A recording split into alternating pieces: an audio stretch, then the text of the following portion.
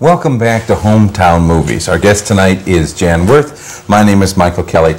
And we're going to ask our guest to read some poetry now. Jan published a book called Home During a Dry Spell. It's a collection of poems. I guess I wouldn't want to call them nostalgic, but retrospective might be a reasonable term. At any rate, it's about home. It's about dealing with home issues.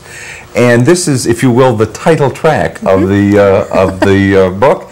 And I'm going to ask Jan to read that to us. Okay. This poem was written in the unforgettable summer of 1988, the hottest summer we all remember. Home During a Dry Spell.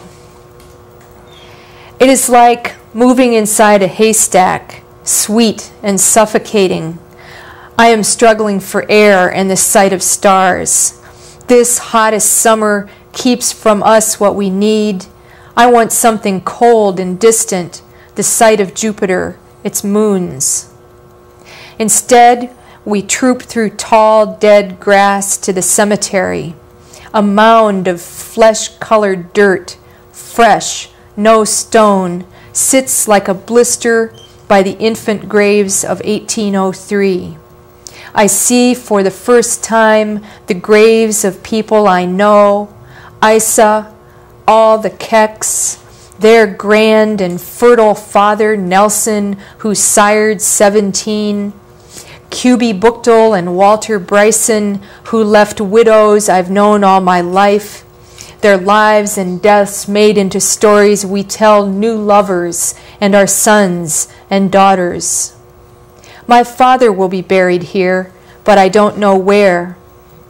It seems the only room is near the noisy road where kids just out of Jackson High make crazy passes. This is a busy neighborhood for death. My father waits for his, dumbly, the brain broken, the Führer gone. I want him to finally lie where I can stand it, where we can have a little peace for conversation. I played on these gravestones after prayer meetings in '54. I remember the bird shit dried on the smooth gray tops, how grown-ups scurried us back to church every time.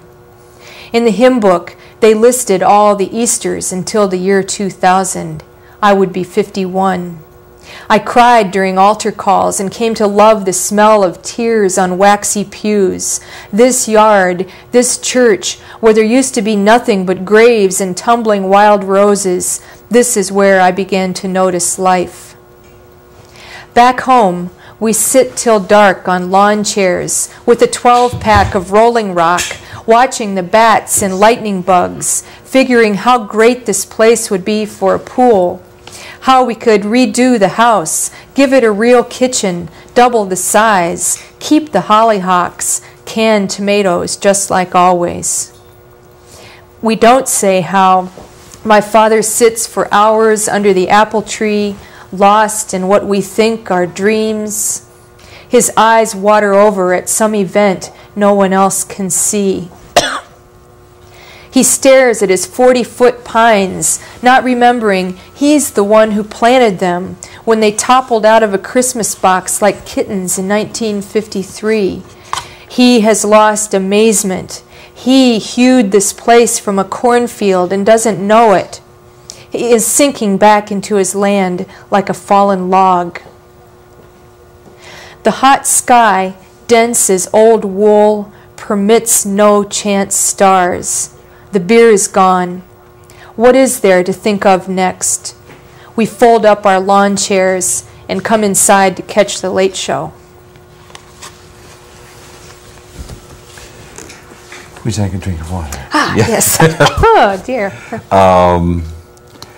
You know, I don't know if it's good to analyze poetry, but one of the things I like about that poem, I'll put it in those terms, is the parallel of the graveyard as the place of birth, the natural process of, you know, the return to the soil, the refertilization of the soil.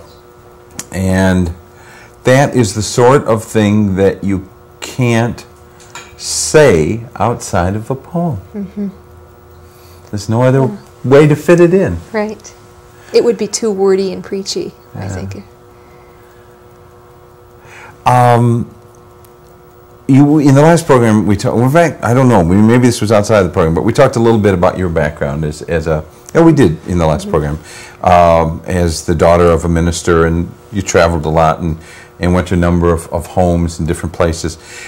And the strength of the sense of place in this poem is very interesting. It may not rhyme and scan like a classic poem, and yet it has an almost classic sense of the complete cycle. Thank you. Very observant of you.